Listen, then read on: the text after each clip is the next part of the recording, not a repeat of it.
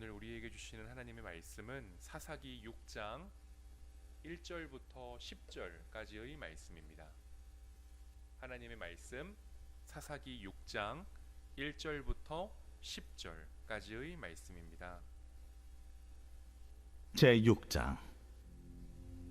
이스라엘 자손이 또 여호와의 목전에 악을 행하였으므로 여호와께서 7년 동안 그들을 미디안의 손에 넘겨주시니 미디안의 손이 이스라엘을 이긴지라.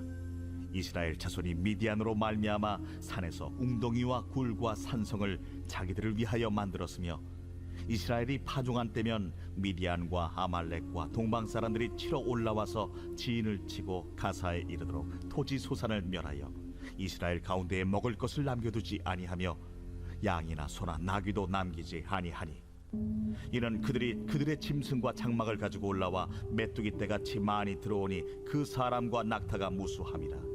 그들이 그 땅에 들어와 멸하려 하니 이스라엘이 미디안으로 말미암아 궁핍함이 심한지라. 이에 이스라엘 자손이 여호와께 부르짖었더라. 이스라엘 자손이 미디안으로 말미암아 여호와께 부르짖었으므로 여호와께서 이스라엘 자손에게 한 선지자를 보내시니 그가 그들에게 이르되 여호와께서 이같이 말씀하시기를 이스라엘의 하나님 내가 너희를 애굽에서 인도하여 내며 너희를 그 종되었던 집에서 나오게 하여 애굽 사람의 손과 너희를 학대하는 모든 자의 손에서 너희를 건져내고 그들을 너희 앞에서 쫓아내고 그 땅을 너희에게 주었으며 내가 또 너희에게 이르기를 나는 너희의 하나님 여호와이니 너희가 거주하는 아모리 사람의 땅의 신들을 두려워하지 말라 하였으나 너희가 내 목소리를 듣지 아니하였느니라 하셨다 하니라. 아멘. 네, 오늘은 다섯 번째 사사 기드온에 대해 살펴보도록 하겠습니다.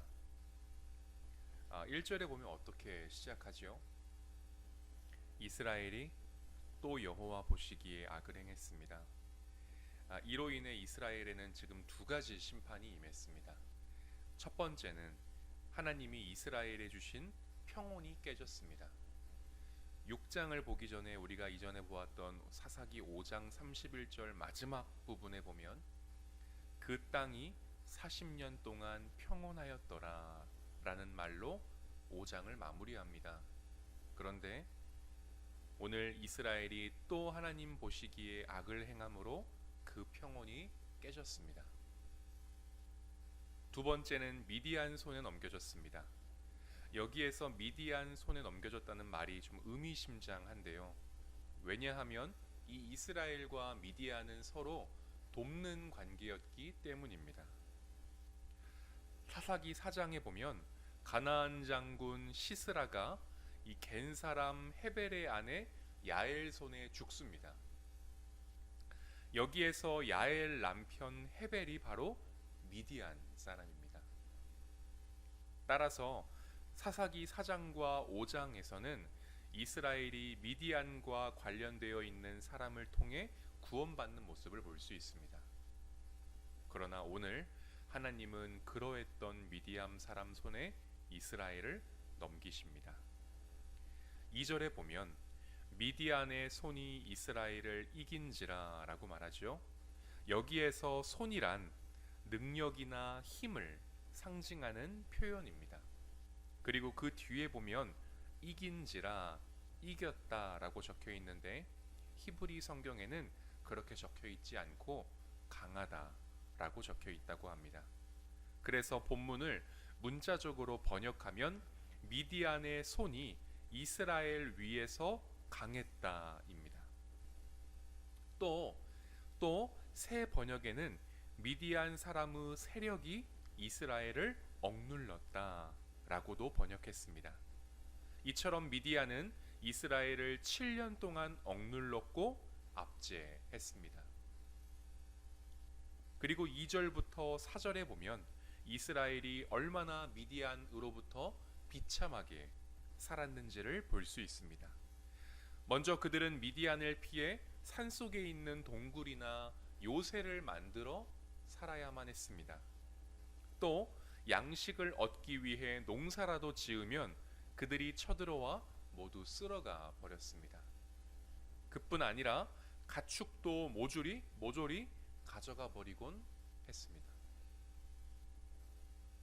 그러니까 5절에 보면 이는 그들의 짐승과 장막을 가지고 올라와 라고 말합니다.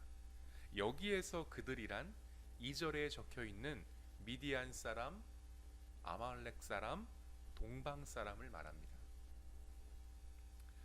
또 동방 사람이란 당시 떠들며 지내던 유목민족을 말합니다. 그런데 그 숫자가 얼마나 많았는지 5절에 보니까 메뚜기 떼같이 많이 들어오니 라고 말할 정도입니다. 그리고 5절에 보면 장막을 가지고 올라와 라고 말하죠. 이 장막을 가지고 올라왔다는 말은 이 4절에 보면 진을 쳤다 라고 하는 말도 있지요. 그 말처럼 미디안 사람들이 이스라엘에 있는 양식과 가축을 약탈하러 올 때 자기들이 타고 있던 말과 낙타만 아니라 무기만 아니라 이 장막도 가지고 올라왔다는 겁니다. 왜 장막을 가지고 올라왔을까요?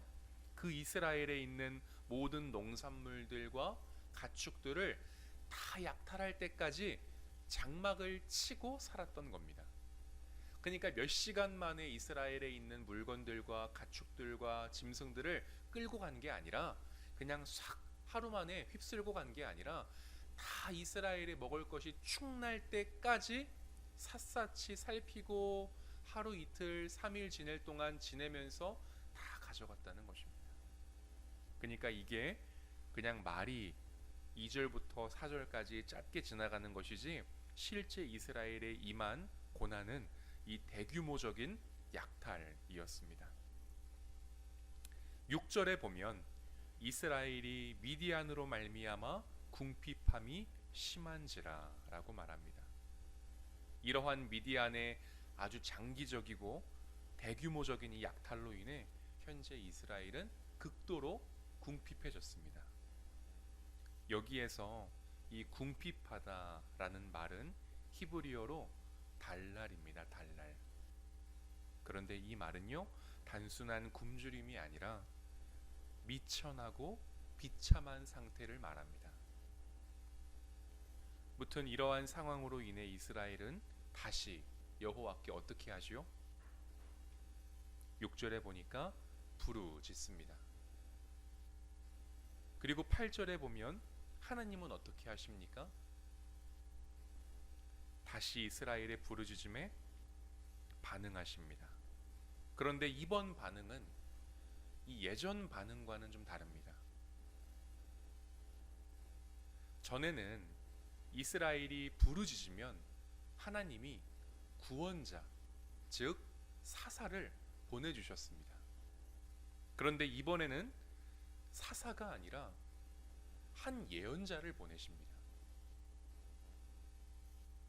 이스라엘은 지금 우리를 이 고난과 죽음으로부터 건져줄 구원자를 원했습니다.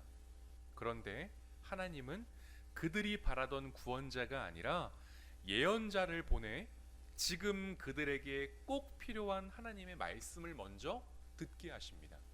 그러니까 우리가 방금 제가 맨 앞에 오늘은 5번째 사사 기드온에 대한 이야기입니다 라고 했지만 아직 기드온이 나와요, 안 나와요? 나오지 않습니다. 그 전에 그 구원자 사사를 보내시기 이전에 하나님은 먼저 지금 이스라엘 백성들 한 사람도 빠짐없이 모두가 지금 오늘 우리에게 말씀하시는 그 하나님의 말씀을 먼저 듣게 하십니다. 그게 이전과는 조금 다른 하나님의 응답 방법입니다. 그리고 하나님의 말씀이 바로 8절부터 10절입니다.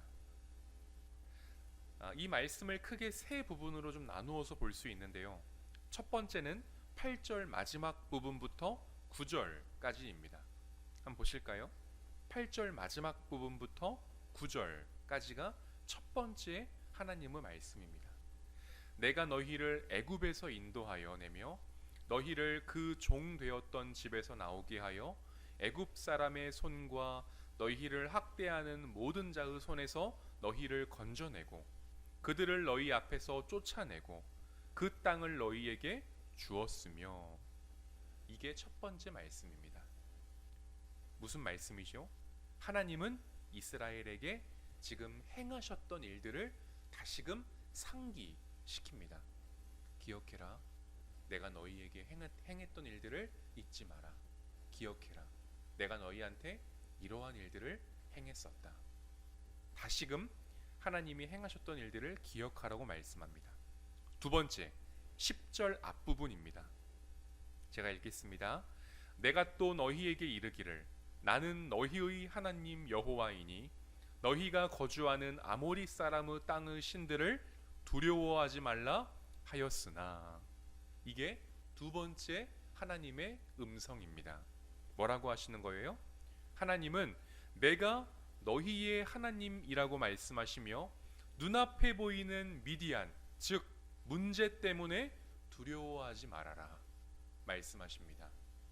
마지막으로 세 번째, 10절 마지막 부분입니다. 제가 읽겠습니다.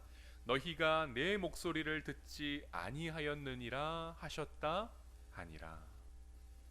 그런데 어떻게 했어요? 이스라엘은 이러한 하나님의 일들을 기억하지 않았고 두려워하지 말라, 내가 너희 하나님 여호와이니라라고 하는 하나님의 음성에도 만족하지 못해 결국 불순종했습니다.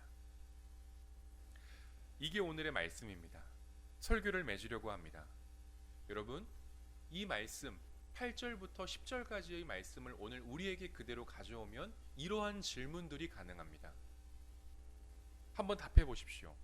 우리를 죄에서 건져 하나님 나라로 인도해 주신 분이 누구냐? 예수 그리스도이십니다. 두 번째 질문입니다. 우리가 하나님 보시기에 죄를 지을 때마다 우리를 가엾이 여겨주시는 분이 누구냐? 예수 그리스도입니다. 그리고 마지막 세 번째입니다. 힘들고 어려운 인생의 밤을 지낼 때 우리와 함께 해주시는 분이 누구냐? 예수 그리스도입니다. 그분이 내 아버지이고 그분이 내 친구이고 나의 유일한 왕이십니다. 여러분, 오늘 말씀을 통해 우리가 얻을 수 있는 교훈은 다른 것 아니라 하나님이 내 삶에 행하신 일들을 기억해야 합니다. 여러 번 이 말을 했던 적이 있는 것 같습니다. 중요합니다. 힘들고 어려운 차가운 인생의 어두운 밤이 시작될수록 예수님을 믿는데도 불구하고 자꾸 내 삶에 힘들고 어려운 일이 첩첩 쌓일수록 우리가 해야 할 일들은 하나님이 내 삶에 행하신 따스한 일들을 기억하는 겁니다. 그리고 하나님이 내 삶에 찾아와 나를 결국 어디로 인도할 것인가를 믿는 것입니다. 비록 지금 당장 내 삶은 조금 춥고 외로울지라도 하나님이 나를 그 길로 인도하신다. 지금 내가 걷는 이 한 발자국 한 발자국은 결코 하나님 앞에 외면받는 길이 아니다. 하나님은 지금 내 손을 잡고 나를 그분의 따스한 길로 인도하신다. 내 삶에 행하셨던 일들도 기억하고 지금 나와 함께 하시는 분이 누구신지를 기억하고 내가 앞으로 가게 될 곳도 기억하며 나아가는 것이 인생의 어두운 밤 우리가 행해야 할 믿음입니다. 오늘 이 하루를 내 삶에 행하신 일들을 기억하시고 그리고 그 문제 너머에 계신 하나님을 바라보는 은혜의 하루가 되시기를 주님의 이름으로 빕니다. 기도하겠습니다.